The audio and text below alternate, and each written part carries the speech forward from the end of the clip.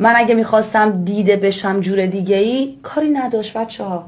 هم قیافشو دارم، هم هیکلشو دارم، هم پولشو دارم، هم همه چیشو با هم دارم، هم ایران نیستم، میتونستم یه عکس خیلی خوشگل به خودم بذارم، حجابمو بردارم، لباس خوشگلم تنم بکنم، چیزی که لخت و پخت و چیزی که شما توقع دارید بقیه میپوشن این کارا رو میکنن دیدشن.